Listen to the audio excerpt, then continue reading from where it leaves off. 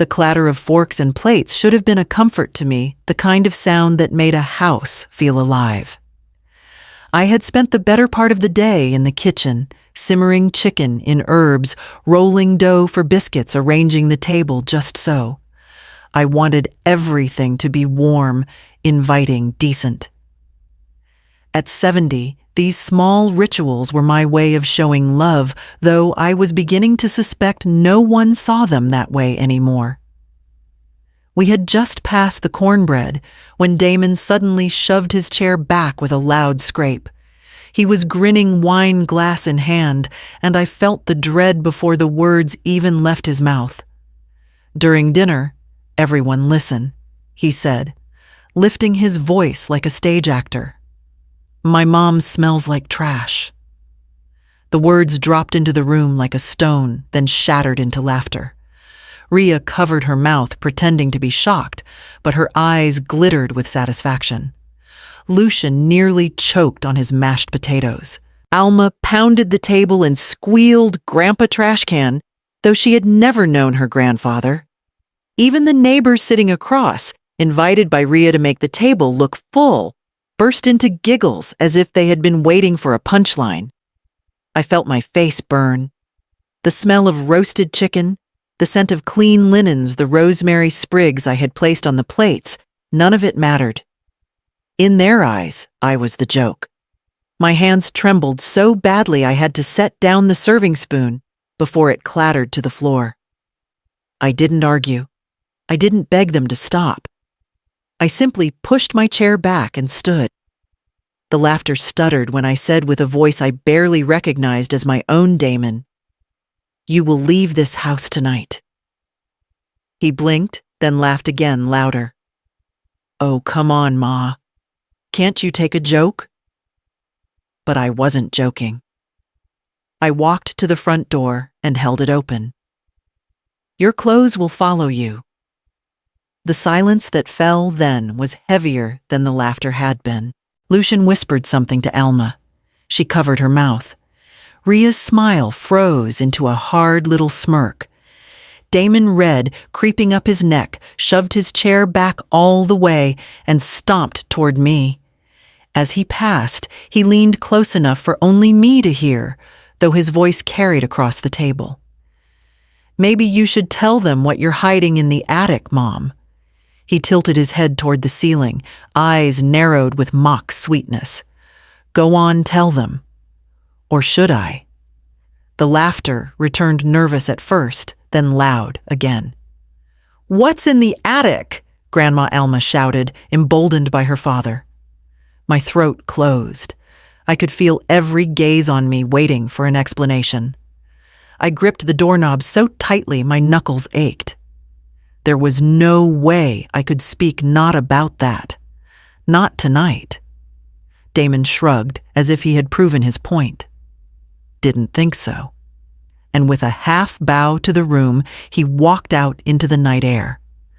The door shut behind him with a thud that echoed in my bones. I leaned against the frame for a moment, breathing hard, the taste of humiliation bitter in my mouth. The house, still buzzing with whispers and stifled chuckles, felt suddenly foreign to me, as though I were the guest instead of the host. I forced myself back to the table, my steps slow, deliberate. I sat, lifted my glass of water, and took a sip. Not a word left my lips. Inside, though my mind was racing not about Damon's insult, not even about the way the others laughed, but about the attic. About what I had hidden there and what it would mean if they ever found out. I folded my napkin, placed it neatly on the table, and rose again. "Enjoy your dinner," I murmured. Then I walked down the hall, each step carrying me closer to the staircase that led upward toward the locked door I had avoided for years. The secret waited in the rafters, wrapped in dust and silence, and I knew I could no longer pretend it wasn't there. I carried Damon's duffel bags one by one, dragging them across the hardwood floor until the front steps scraped their bottoms. He had left them strewn in the guest room. When he moved back in, never once folding, never once thanking me for the space. The night air was sharp against my face as I hauled the first bag onto the sidewalk. A few neighbors stood at the corner, their voices low, their eyes catching every movement. Curtains shifted across the street. I stacked his clothes in a pile. Shirts he had bought with my money sneakers he wore, while sneering at my shoes jackets he left in heaps for me to wash. Each thump on the pavement was a small release, as though I were unloading more than fabric. I was emptying years of humiliation stitch by stitch. When the last bag hit the sidewalk, I straightened my back and looked up. Damon was standing in the shadows by the curb, arms folded. His jaw clenched. "You'll regret this," he hissed. His voice wasn't loud, but it carried enough venom to make my skin prickle. I locked the door behind me. The sound of the bolt sliding home was louder than any word I could have spoken. Inside, the dining table was still cluttered with half-finished plates and glasses, but I couldn't face it. I went into the kitchen, filled the kettle, and waited for the water to boil. My hands shook as I set the cup down, so I clutched the counter until the tremors passed. The laughter from earlier still echoed in my ears, sharper than Damon's insult itself. It wasn't just his cruelty that cut me. It was their delight in it, the way they let it roll around the table like a ball tossed for amusement. I carried the tea to my chair by the window and sat down, inhaling the steam. Terrified, that was the word. Terrified of what would come next, of what Damon might do, of what secrets he might throw into the open. Yet under the fear was something calmer, almost steady. For the first time in years, I had drawn a line, and he had tripped over it. The tea's warmth reminded me of another night decades ago, when I had held a different cup with hands just as unsteady. Damon was barely 2 then, small enough to curl into the crook of my arm. His father had left that morning a single suitcase in his hand, and no promise to return. He had kissed Damon's forehead, but never looked at me. By sundown, the silence in the house was unbearable. I brewed tea that night too and told myself I would manage. I would work. I would sew. I would clean offices if I had to. Damon would never feel the hollow his father left behind. And so I did. Double shifts at the hospital laundry, private mending for neighbors in the evenings. I remember sitting at the machine until my eyes blurred, stitching hems while Damon slept in the next room. Every coin went toward his shoes, his lessons, his birthday cakes. When he wanted to play baseball, I sold quilts I had been saving for winter. When he grew older and asked for a car, I drained the small account I had hoped would cushion my retirement. Each sacrifice was a thread, and I wove them into a net to catch him. But nets can strangle as easily as they save. Somewhere along the years, Damon stopped seeing my sacrifices as love and started treating them as entitlement. I had thought I was building him wings, but perhaps I had only clipped my own. The tea cooled in my cup, and I set it aside. From the window, I could see the pile of his belongings still on the sidewalk, dark shapes under the streetlight. Damon was gone, but the bags remained like evidence of a battle fought in silence. I pulled the curtains closed, turned off the kitchen light, and climbed the stairs. At the top, the attic door loomed in front of me, the knob catching the dim glow from the hallway. Damon's sneer replayed in my mind. "Maybe you should tell them what you're hiding in the attic." "Mom?" My hand hovered over the knob, and I felt the weight of years pressing from behind that door. The attic stairs creaked beneath my weight, each step carrying the sound of age and hesitation. I pulled the string of the single bulb, and the weak light revealed the same low rafters and slanted beams I had avoided for years. Dust floated like ghosts in the air. Boxes leaned against one another, old suitcases sagged, and behind it all sat the trunk. The one I had pushed to the farthest corner, as though distance could erase memory. My knees ached as I bent down, brushing away cobwebs clinging to the lid. I touched the iron latch and felt the cold bite of metal even through my fingertips. The key still hung from the twine I had wrapped around the handle years ago. With a twist, the lock yielded. The lid opened with a sigh, the air inside stale like something that had been holding its breath for decades.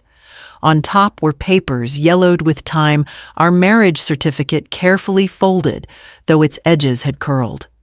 I traced my name, Evelina Caro, printed in looping ink next to his Jonas Mora. For a moment I could almost see his face as it had been that day, wide smile promises sparkling in his eyes. I closed my eyes and remembered how quickly those promises had turned into silence, leaving me to raise Damon alone. Beneath the certificate was a stack of bank papers, brittle envelopes with stamps of institutions that no longer existed. Savings certificates, old deposits, documents I had collected in secret after Jonas's sudden death. I had never spoken of them, not even when Damon begged for money during his reckless years. At the bottom, wrapped in cloth, was the sealed envelope. My heart thudded as I lifted it. The handwriting was Jonas's slanted and hurried, the ink smudged in places. It had been addressed to me, but I had never opened it. I don't know if it was fear of disappointment or fear of the truth, but I had tucked it away instead, convincing myself that silence was easier than revelation. Holding it now, the years pressed down on me. Damon's words at dinner echoed. "Tell them what you're hiding in the attic." He hadn't known what it was, couldn't have, yet he had struck close enough to make my blood run cold. I sat on the floor cross-legged like a child and whispered into the dust I never told him. My voice cracked in the quiet. I never told Damon about the money Jonas left me, about the investments I had carefully guarded, about the fact that I was not the poor old woman they thought I was. I let them believe I scraped by on my pension, that I lived only by stretching dollars thin. It was easier that way, safer, to carry their mockery than their greed. The envelope trembled in my hands, but I slid it back under the stack. Not tonight. Not yet. I closed the trunk, locked it again, and pushed it against the beams. The secret would remain mine a little longer, though I felt the edges of it pressing harder against me than before. I climbed down from the attic slowly, each step heavy with the weight of what I carried inside. At the bottom of the stairs, I paused, listening. The house was quiet at last, but the quiet no longer comforted me. It was the quiet of a battlefield after the clash, scattered remnants waiting to be claimed. I moved toward my room, shutting the door behind me, but the image of the envelope burned in my mind. Jonas's words, frozen in time, waited for me. Damon's sneer had cracked something open, and I knew it was only a matter of time before the attic refused to stay silent. I lay down in the dark, my body weary, but my mind wide awake, already sensing that the past was about to bleed into the present in ways I could no longer contain. Morning arrived, with the sound of footsteps racing across the hallway and cupboard doors slamming open. Alma's voice rang out, "Grandma, where's the cereal? Did you forget again?" The girl was 9, but her tone carried the sharpness of someone imitating her mother. I shuffled into the kitchen and found both children already seated, tapping spoons against the table. Lucian didn't even look up from his phone when he muttered, "About time." The maid finally shows up. The words stung, but I held my tongue. They were children, yet children learn what they are taught. I set their bowls in front of them, poured milk, and turned away. By the time Damon and Rhea emerged, the kitchen was a mess of crumbs and spilled milk. Damon helped himself to coffee, not bothering with a greeting. Rhea settled at the table, scrolling through her phone. "Oh, look at this jacket," she said to no one in particular. "It's on sale for $200. Alma could wear it to the school recital." I tightened my grip on the dishcloth. She has a perfectly good jacket from last fall. Rhea glanced at me as though I were an unwelcome noise. "It's last season, Evelina. Kids get teased when they wear old things." "You wouldn't understand," Damon smirked. "There she goes again, nagging about money." "Relax, Ma. You act like the bills are such a big deal. Everything gets paid, doesn't it?" "Yes, everything got paid. By me. The electric, the gas, the internet, the groceries." Damon hadn't held steady work in almost a year, and Rhea's part-time job at the boutique barely covered her hair appointments.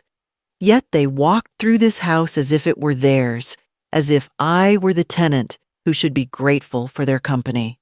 Later that afternoon, I found another package on the porch, shiny tape and glossy labels. Alma shrieked with delight when she opened it, new sneakers that lit up with every step. I didn't ask who had paid for them. I already knew the charge would appear on the card Damon had linked without asking. I tried to reason with him that evening, while he sprawled on the couch, eyes fixed on the television.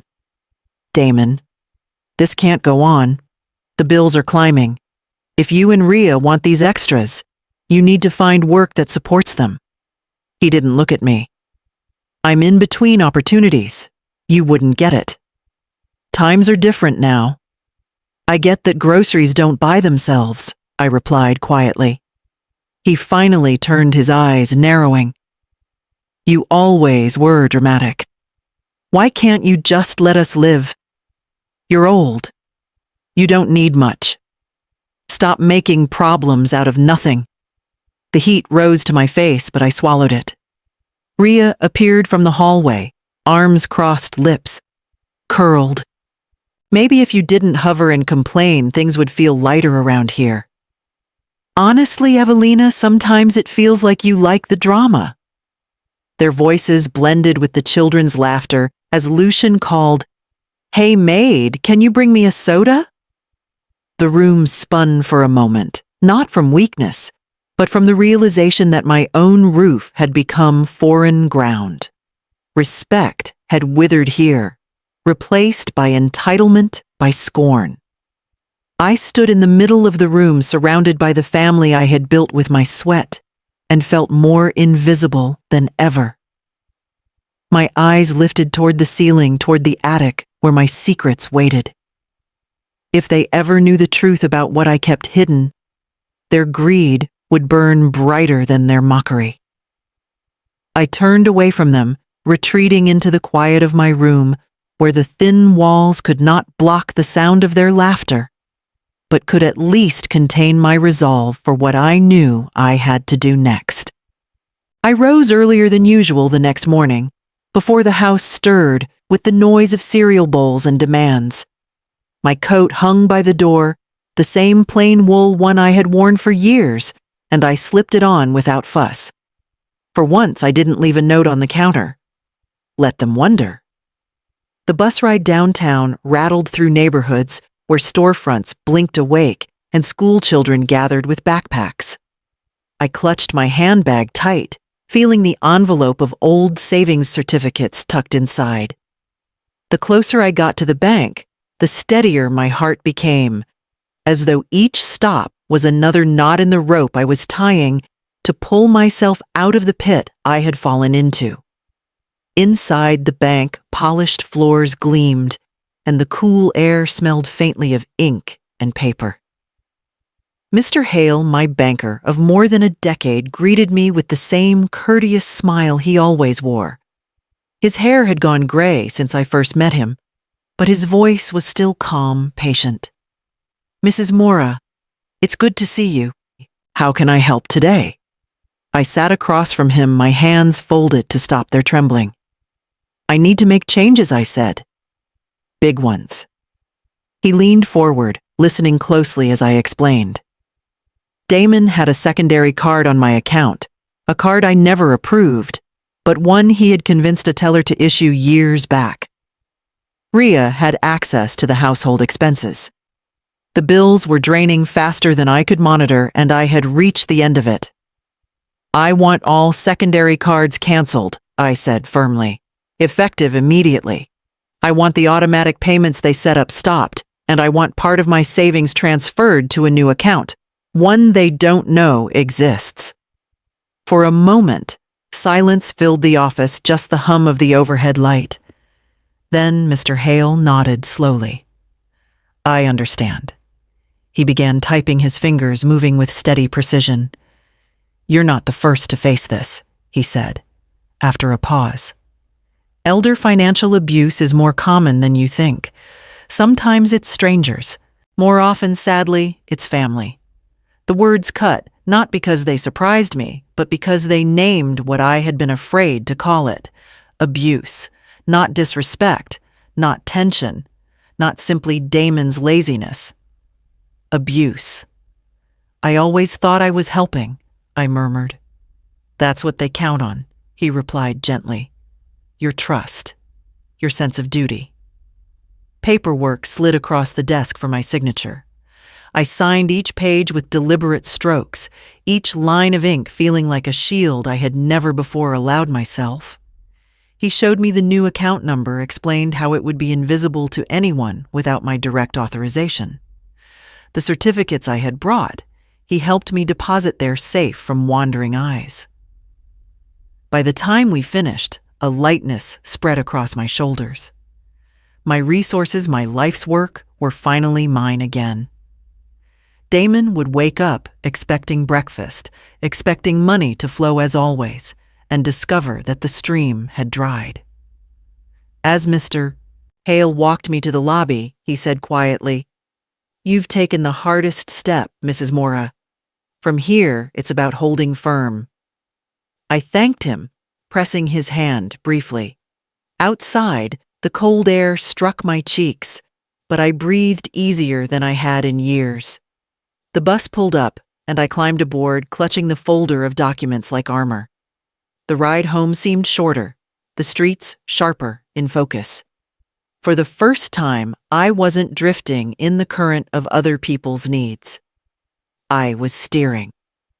When the house finally came into view, I braced myself, knowing the changes I had set in motion would not stay quiet for long. The morning after the bank visit, I dressed with a care I hadn't shown in years.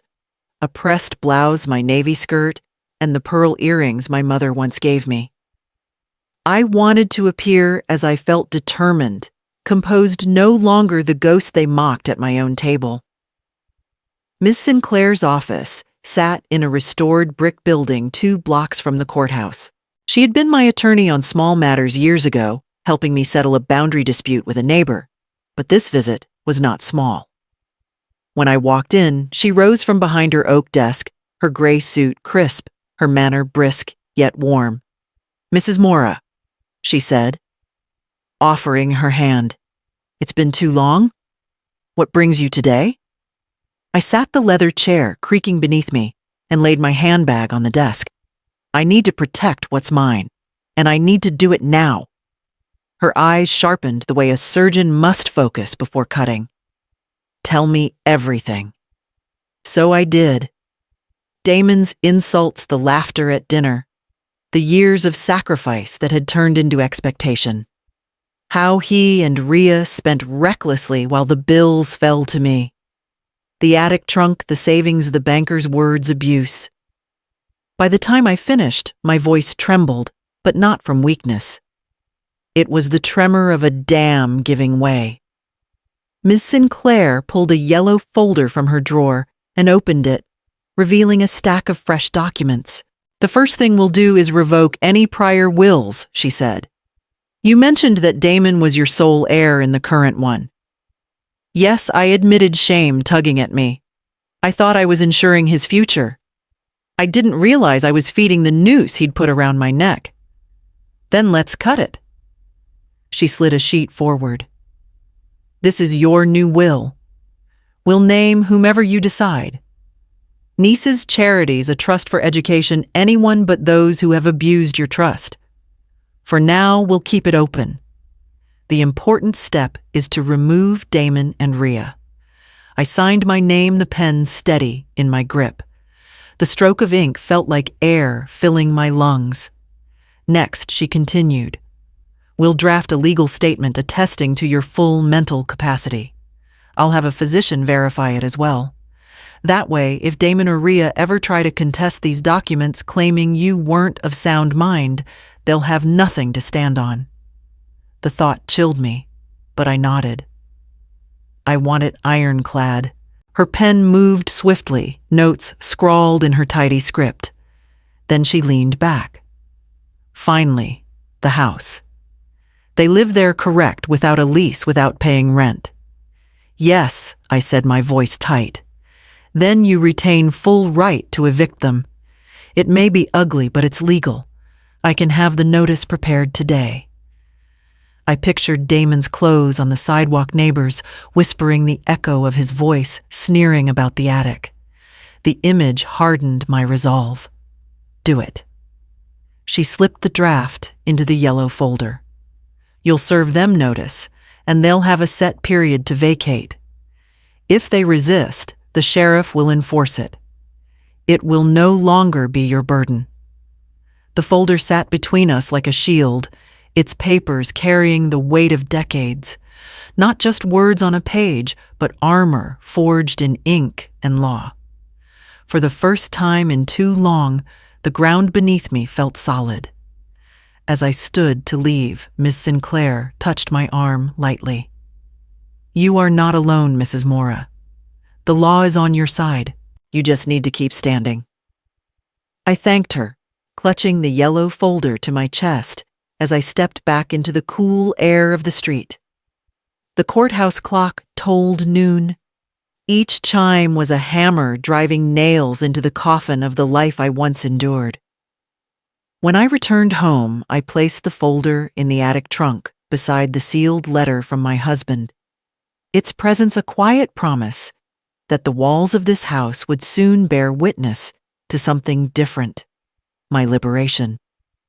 The yellow folder in the attic was my secret weapon, but I needed something visible, something they couldn't ignore. That afternoon, I sat at the kitchen table with a lined notepad and wrote out 10 rules. Simple things each adult contributes to bills: no more using my car without asking chores, divided no insults tolerated under this roof. When I finished, I copied the list neatly with a marker on a sheet of poster board and taped it to the refrigerator. The ink bled slightly on the glossy paper, but the words were bold enough to stop any wandering hand reaching for milk or leftovers. The first to notice was Rhea. She had come into the kitchen with her phone glued to her palm, scrolling while opening the fridge with the other. Her eyes froze on the paper, and her lips curled into that smile I had come to dread. What's this supposed to be? She asked, her voice dipped in mockery. House rules, I said, setting down my teacup. Effective today. She read the first few lines out loud, her tone dripping sarcasm. Each adult must contribute to the household bills.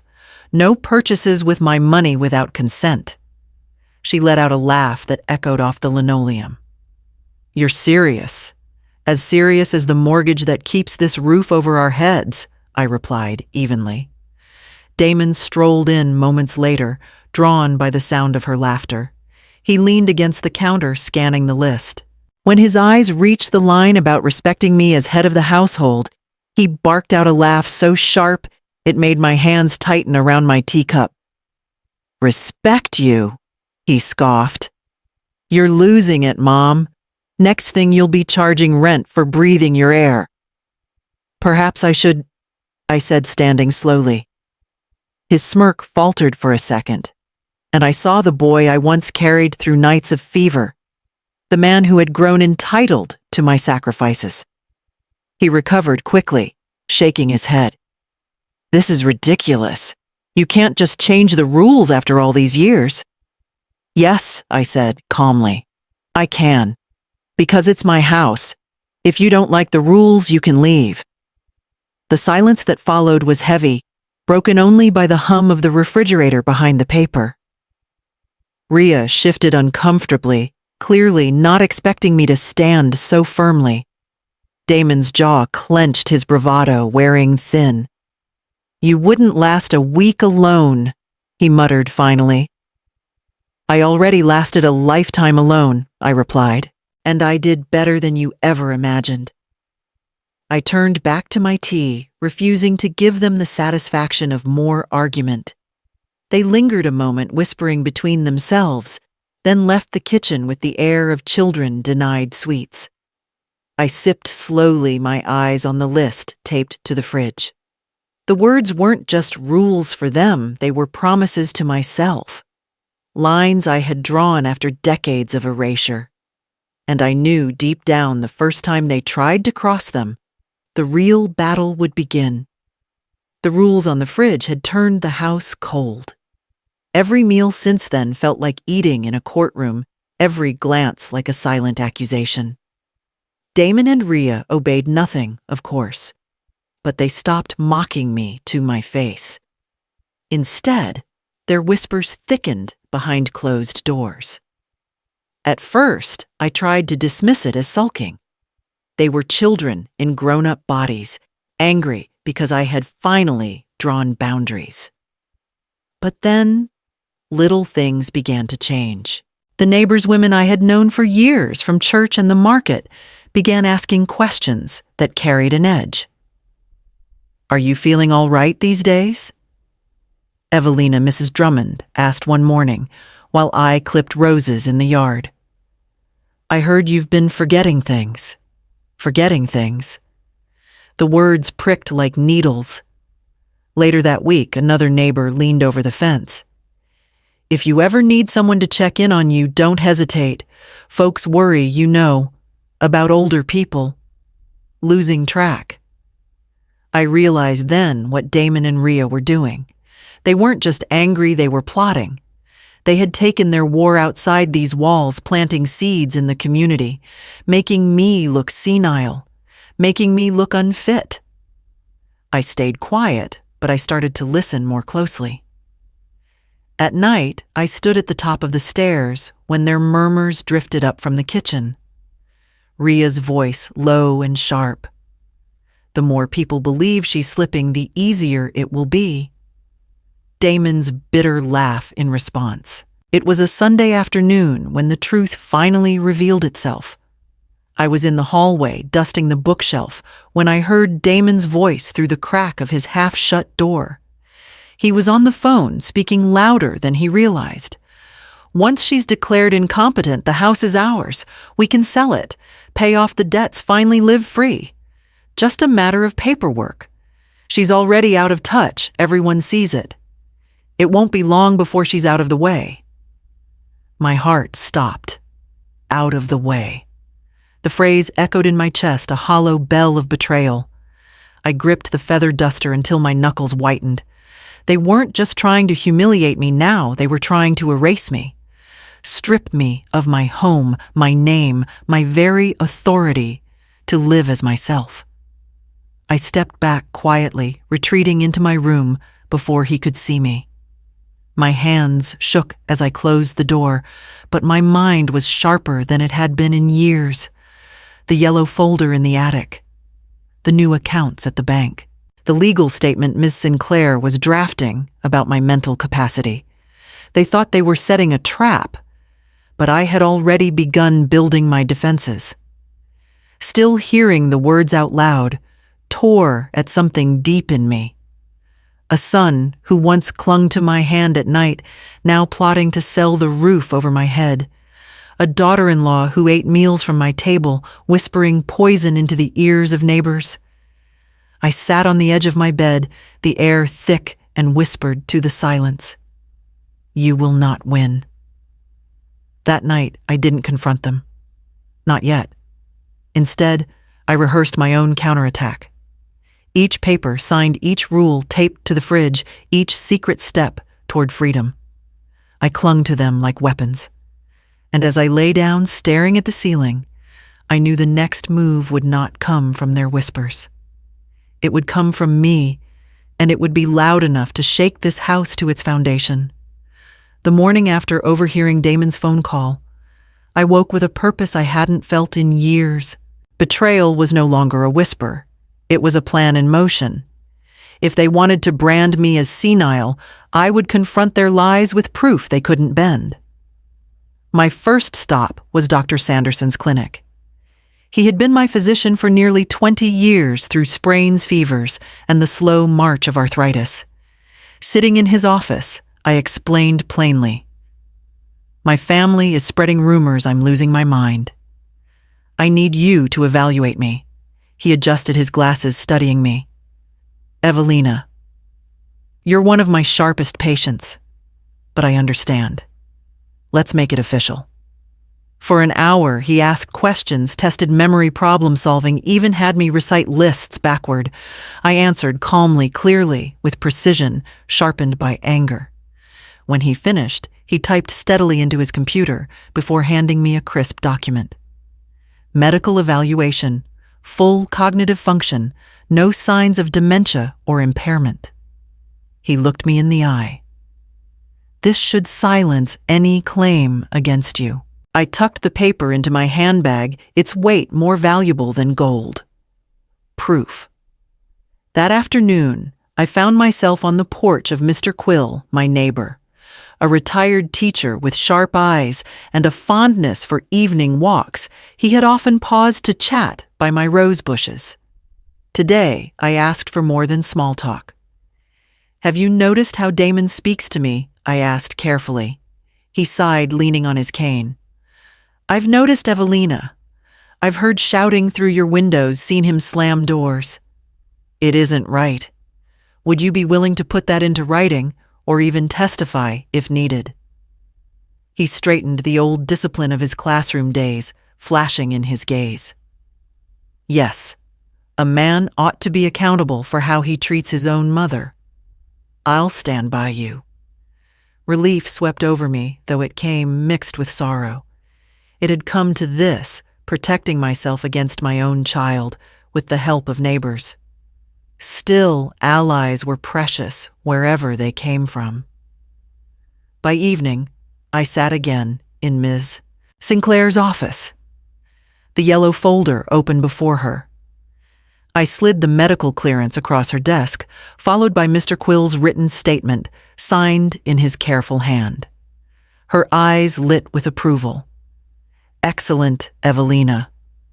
With this, we're no longer just defending against their lies. We're building an offensive. If Damon or Rhea attempt to declare you incompetent, these documents will dismantle their case before it begins." She added the papers to the folder, her fingers tapping them into place. "And with Mr. Quill as a witness to Damon's behavior, we can also demonstrate a pattern of verbal abuse. The court will see through any act they try to put on." I leaned back, exhaling, for what felt like the first time all week. The folder was growing fat, with receipts, declarations, and shields forged from law and truth. For once, I wasn't just surviving, I was preparing to strike back. Ms. Sinclair said, as she closed the folder, "You've done more than protect yourself. You've taken control. That's power your son won't expect." Her words settled deep in me, strong and steady. The old fear that had curled in my chest began to loosen. Damon thought he could paint me weak, but I had proof in my hands now, and witnesses willing to speak. As I walked home with the folder under my arm, the setting sun cast long shadows across the street. My steps were measured certain. Each one brought me closer to the night when Damon and Rhea would realize the ground beneath them had shifted, and it was me who had moved it. The papers were ready. Ms. Sinclair had prepared them with meticulous care, each line carrying the authority of law. When I tucked the eviction notice into my bag, along with copies of the will and my medical clearance, It felt as though I were carrying the weight of my own freedom. That evening, I called Damon and Rhea into the living room. They arrived with faces already soured. Rhea clutching her phone like a shield, Damon crossing his arms in defiance. "I have something to tell you both," I began. My voice was calm, measured. "This house is mine, always has been, and as of today, you have 30 days to leave it." Rhea's laugh was sharp and cold. "You can't be serious." Damon's jaw tightened, his eyes narrowing at the envelope in my hand. "What are you talking about, Mom?" I laid the papers on the coffee table between us. "This is a formal notice of eviction. You've lived here rent-free for years, eating my food, using my money, mocking me under my own roof. That ends now." The silence that followed was broken only by the ticking of the wall clock. Each second hammered the truth deeper into their ears. "You'll regret this," Rhea hissed finally. "Do you know what people will say when they hear you threw out your own son? Your own grandchildren? I know exactly what they'll say." I answered, my eyes steady on hers. "They'll say I finally remembered who owns this house and who deserves respect inside it." Damon's face reddened, the muscles in his neck straining. "Where do you expect us to go? We don't have savings. We don't have—" "I've thought of that," I interrupted. "If you leave peacefully, I'll provide a small stipend to help you transition. Enough for first month's rent and deposit on a modest place, but only if you go quietly. If you fight me, you'll get nothing. And the sheriff will enforce the eviction." Rhea snatched the notice from the table, scanning the lines with trembling hands. "You can't, I can," I said firmly. And I have. My attorney has filed the paperwork. My doctor has certified my full mental capacity. And Mr. Quill is prepared to testify about the way you've treated me. Do you still think I'm weak?" The room swelled with the weight of my words. Damon sank into the armchair, his fists clenched, while Rhea stood frozen. Her lips pressed so tight they turned pale. For the first time, they looked cornered, not me. "I gave you a lifetime," I said softly. 30 days is nothing compared to what I sacrificed. Use them wisely." Rhea threw the notice back onto the table as though it burned her. "You'll regret this," she repeated, her voice lower, almost a growl. Perhaps I replied standing, but I'd rather regret reclaiming my dignity than regret losing it forever. I left them in the living room, their whispers chasing me up the stairs. In my bedroom, I locked the door and leaned against it, my breath trembling out of me. The yellow folder was safe in the attic, but the clock had started ticking tonight. 30 days. 30 days until my house would either be mine again or torn apart by the desperation of the people I once called family. I moved to the window, parting the curtains. The street outside was quiet, a thin mist curling over the sidewalk.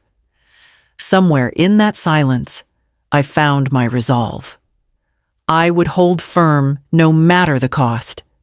And as I shut the curtains, I heard the faint sound of Damon's voice downstairs rising in anger, Rhea's sharper tones cutting through. The battle had only just begun, and the clock was already ticking. The eviction notice had set the house ablaze with tension, but Damon and Rhea didn't strike back with boxes and moving trucks. They struck with poison. One morning, I woke to the sharp ping of my phone, a message from my cousin Clara, who rarely called. "Is it true? Damon says you've lost your mind?" I sat up in bed, my chest tightening. By the time I poured my coffee and opened my laptop, I saw it, the post Damon had made. A photo of me at last year's Thanksgiving table, blurry mid-blink, with his words scrawled across the top, like graffiti. "My elderly mom has lost her mind. Pray for us as we deal with her decline." Hundreds of comments already. Some neighbors expressing sympathy, others whispering the word senile. Friends I hadn't seen in years posting sad emojis. Damon had turned my dignity into a spectacle. Rhea, I knew, would be feeding the fire. She thrived on gossip, her phone never leaving her hand. Every whispered complaint I'd ever heard from her lips was now echoing through digital walls I couldn't control. I closed the laptop carefully, as though slamming it would give their lies more power. My first instinct was to defend myself, to post documents proof, to shout my clarity into the void. But I remembered Ms. Sinclair's steady voice. Don't wrestle in the mud. Build your case on solid ground. So I made a decision. Silence. Not surrender, but silence. Instead of scrolling through the venom, I pulled out my notebook and returned to my plan. The bank accounts were protected. The new will was drafted. The eviction clock ticked. Their words could swirl like smoke around me, but smoke eventually clears. That afternoon, the phone rang again. It was Mr. Hale from the bank. His tone was calm, but beneath it, I heard urgency. Mrs. Mora, I wanted you to know we've had multiple failed attempts to access your accounts. Same card numbers as before, but our new blocks are working.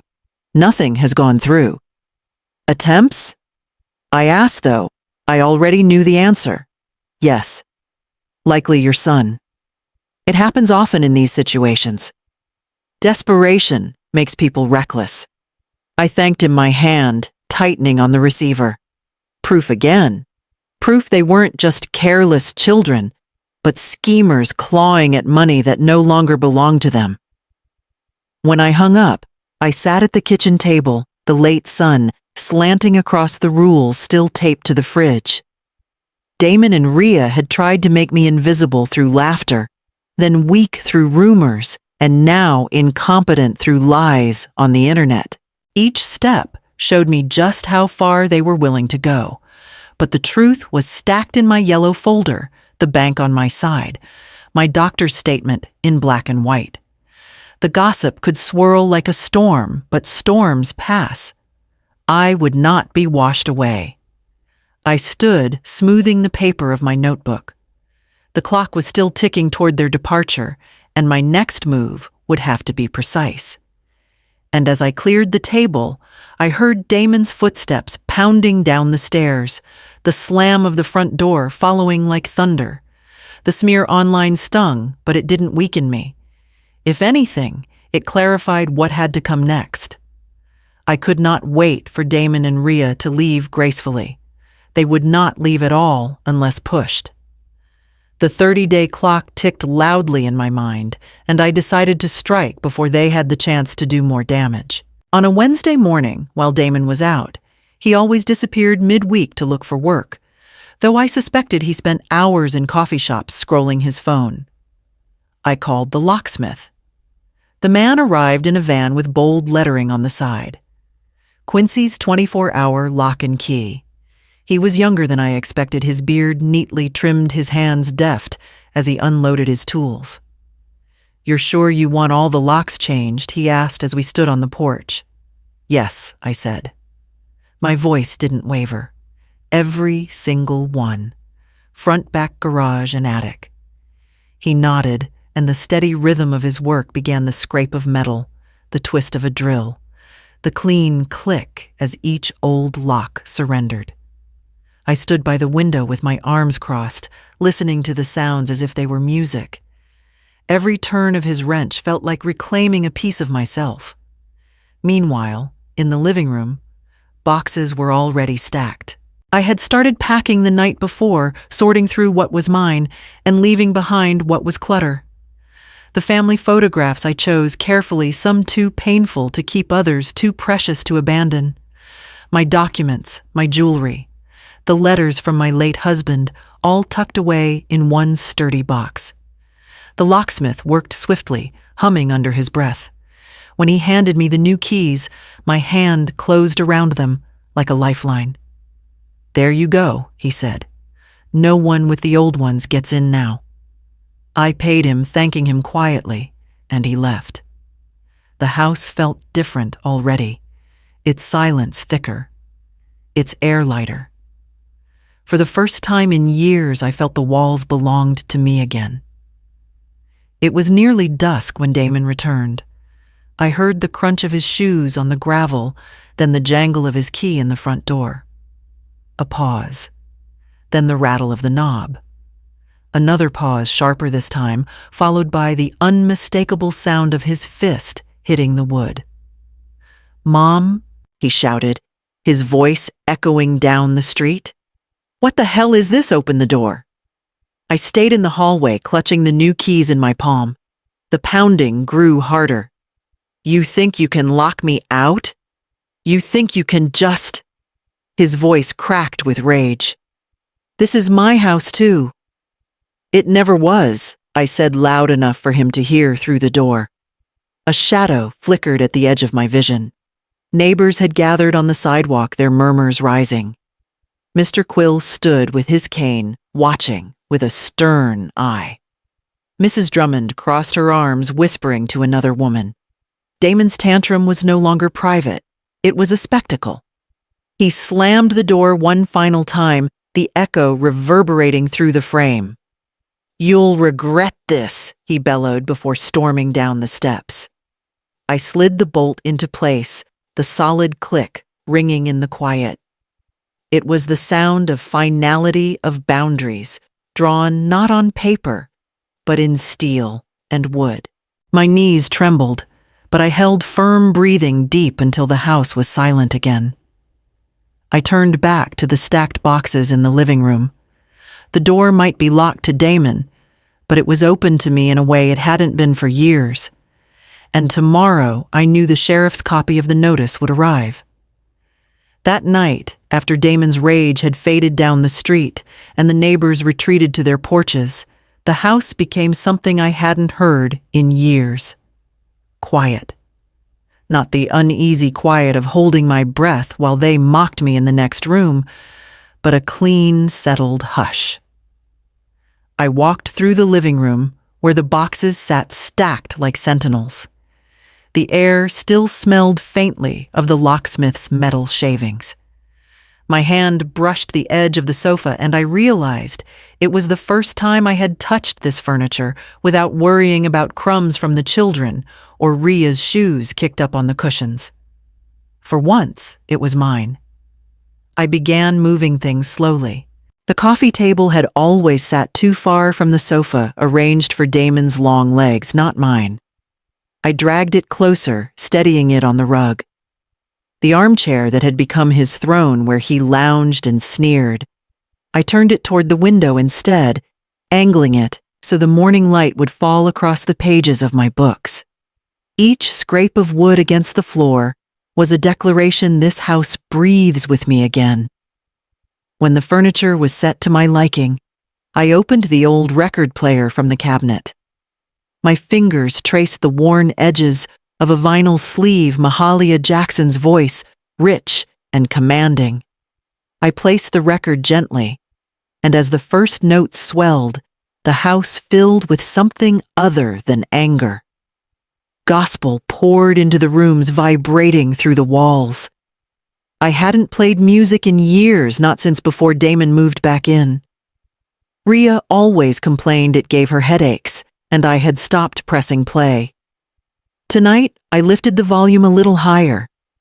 I sat back, letting the voice wash over me, and closed my eyes. The rhythm reminded me of younger days when my husband and I had danced in this same living room before Damon was even born. The memory was bittersweet, but it no longer dragged me into sorrow. It steadied me. When the record ended, I turned the music off and lit a candle in the corner by the bookshelf. Its glow flickered against the photographs I had kept, select ones, not all. I had chosen carefully which faces I wanted to see. Not every memory deserved a frame. I knelt briefly, folding my hands, and prayed. Lord, you've carried me through storms I never thought I'd survive. Give me courage to walk into the silence without fear. And let this house finally be a place of peace. As I whispered the words, I felt the prayer move through me like air clearing from a long, closed room. Later, as I climbed the stairs to my bedroom, I paused at the landing. For years I had dreaded this walk, knowing Damon or Rhea might be waiting below with demands or scorn. Tonight, no footsteps followed. My room was mine alone. I slipped into bed, the sheets freshly laundered the air, smelling faintly of lavender from the sachet I had tucked under the pillow. Lying in the dark, I felt a tremor of fear. What if they came back in the night? What if they tried to force their way in? But the locks held, and the bolt I slid into place still stood between me and their fury. The fear ebbed slowly, replaced by something I hadn't known in years: exhilaration. My heart beat not with dread, but with possibility. The house was empty, yes, but it was also full of my breath, my choices, my freedom. Tomorrow I would wake to a new kind of life, one built on silence that belonged only to me. The following week, I made myself step beyond the walls of the house. It was no longer enough to sit alone and breathe freely. I needed to weave myself back into the world. The senior center was only 3 bus stops away, though I had never visited before. For years, my schedule was tethered to others' meals, for Damon errands, for Rhea babysitting for the children. Now, with my time unshackled, I walked through the glass doors as though crossing into foreign land. The smell of coffee and fabric softener filled the main hall. In one corner, a group of women bent over sewing machines, the hum of needles forming a steady chorus. Quilts, aprons, and cloth dolls piled on tables. A sign read, "Tuesday Sewing Circle, all welcome." A plump woman with bright eyes looked up and waved me over. New face. "Come sit, dear. I'm Marjorie." Threads on the cart. I settled into a chair, the fabric squares spread before me, soft against my fingers. My hands remembered the motions, quickly needle in, needle out, the rhythm, as natural as breathing. For the first time in years, I was making something for no one's demand, no one's judgment, only for the joy of creation. Halfway through the session, another woman slipped into the seat beside me. She was tall, with streaks of silver in her black hair, her voice low and steady. "I'm Luce," she said, "counselor here at the center. I like to join the sewing group when my schedule allows. Helps me listen. Listen to what I asked, smiling faintly. To the things people don't say outright," she replied, her needle moving smoothly through cloth. "Stories come out between stitches." Her words stayed with me as the afternoon passed. At the end, while others packed their sewing, she touched my arm gently. "Would you like to talk sometime? We have private sessions for seniors navigating difficult family matters." I hesitated, but then nodded. The next day, I found myself in her small office, sunlight streaming through lace curtains. The walls were lined with books, and a kettle of tea steamed on her desk. I told her everything. Damon's words at dinner, the attic trunk, the insults, the eviction, the smear campaign online. Luz listened without interruption, her eyes calm, her hands folded. When I finished, my voice hoarse, she leaned forward. "You gave and gave until they forgot you had limits," she said softly. "That is not love. That is extraction." Her words pierced me, but not cruelly. They named the truth I had carried without shape. "I don't want my legacy to be more extraction," I whispered. "I want something different. Something that doesn't feed entitlement." She nodded. "Then make your inheritance a lesson. Redirect it toward dignity, toward those who will value it." That night, I sat at my kitchen table with the yellow folder open before me. The will was there, waiting for names to be filled in. For the first time, I wrote with clarity. Damon and Rhea would not inherit the house they tried to strip from me. Instead, a portion of my estate would go to a new program Luce told me about the Elder Dignity Grant funding, safe housing for older adults, forced out by ungrateful families. As my pen scratched the words, I felt a strange warmth spread through me.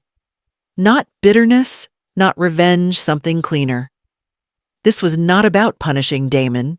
It was about breaking the cycle. When I finished, I closed the folder, my hand resting on its cover. The choice was mine. Finally, irrevocably, mine. The silence in the house felt different that night. No longer empty, but filled with purpose, like the steady hum of a sewing needle stitching something whole. The first knock came on a Friday evening. I had just returned from the sewing circle, a half-finished quilt folded under my arm, when I heard it 3 quick raps on the door, urgent, uneven. When I opened it, Damon stood there. His clothes hung loose, his hair unkempt, his eyes rimmed red. He smelled faintly of sweat and stale coffee. Behind him, the sidewalk stretched empty. No Rhea, no children. Just Damon, hunched and hollow. "Mom," he whispered, his voice cracking. "I need help." I didn't move aside. The memory of his fists pounding on this very door still echoed in my ears. But I looked at him, really looked, and saw something I hadn't seen in years: defeat. "What happened?" I asked. He rubbed his face with both hands. "The job. It fell through. They said I wasn't reliable.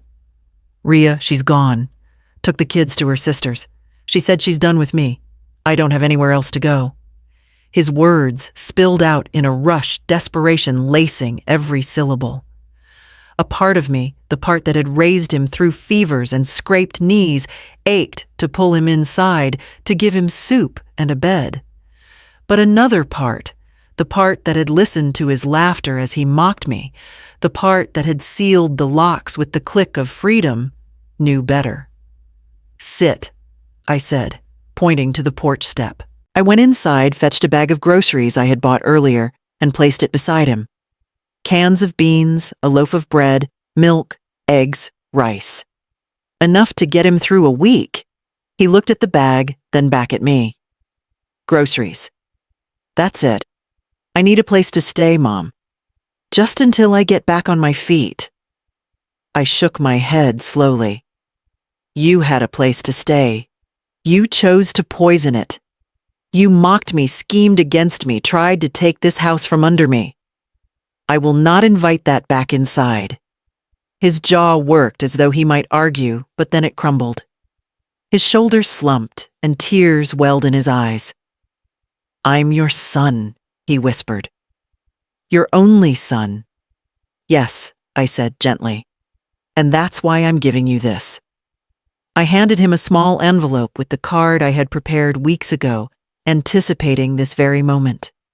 Inside was a list of nearby shelters' numbers for outreach programs, and the card of Luce, the counselor who had become my anchor. "This is the help I can give," I said. "Food for now. Resources for tomorrow. But no room, Damon. Not here. Not anymore." His face twisted anger, flickering, then softening into something like shame. He clutched the envelope but didn't open it.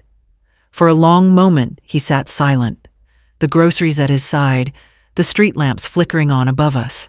Finally, he stood, his voice rough. "I never thought it would come to this." "Neither did I replied.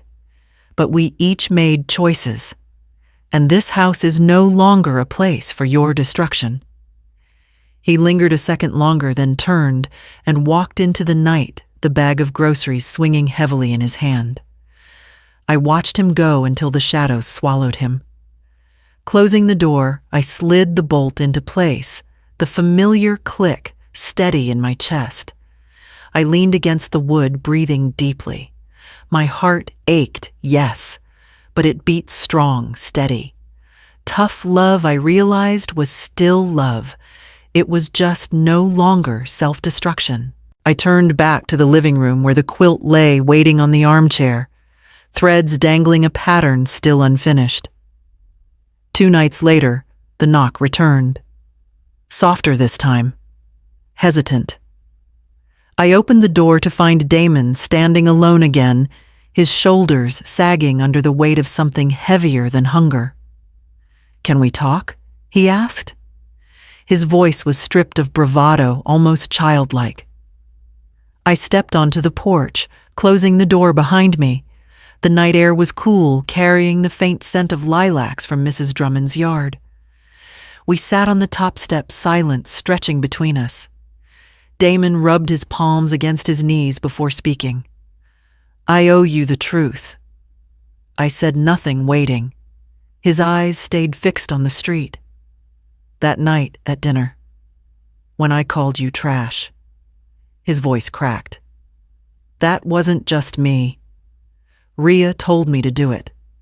She said if I embarrassed you enough, if I made everyone laugh at you, you'd feel so ashamed you'd step aside. She wanted the house mom. She wanted me to push you out so she could move her family in, make it hers." The words sat heavy between us, heavier even than the insult itself. I closed my eyes, remembering the roar of laughter, the sting of humiliation. And now, behind it all, a scheme. "I let her convince me," he whispered. "I thought it was easier to mock you than to face my own failures. I was weak. I was cruel. I'm sorry." For a long time, I studied the man beside me. The son I had raised with every ounce of myself, the boy who had once clung to my hand in crowded rooms. He looked older now, stripped of arrogance, but not yet rebuilt into something whole. "I can't erase what you did," I said quietly, "and I can't forget how quick you were to trade respect for mockery. But I needed to hear this truth. Even if it hurts." He finally turned toward me, eyes red. "Do you hate me?" I shook my head. "No, I don't hate you. I love you enough not to rescue you. That's all I have left to give." The sentence trembled in the night air, and I felt it settle deep in both of us.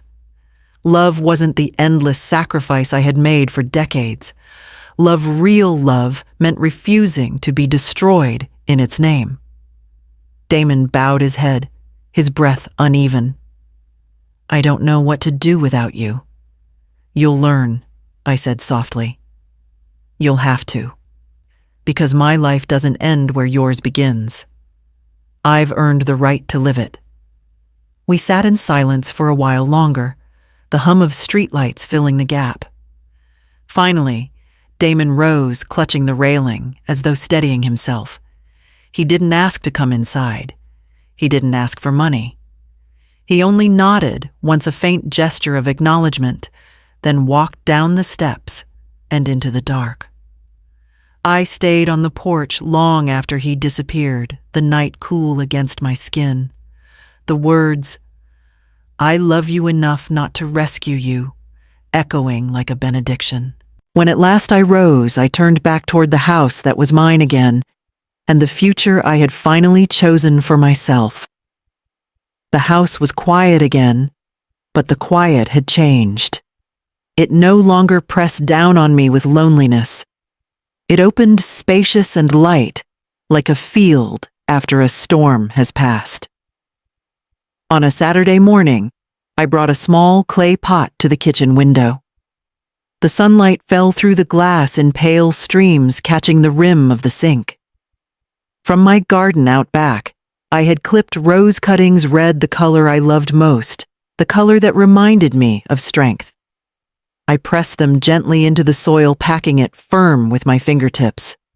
The pot sat perfectly on the sill, where I could see it every time I brewed my morning tea. A promise of growth, though it would take patience, pruning care. Perhaps I thought life was not so different. As I worked, the phone on the counter buzzed. For a moment, I considered ignoring it. So many messages these past weeks had been whispers of gossip, pity, or thinly veiled curiosity. But when I glanced at the screen, I froze.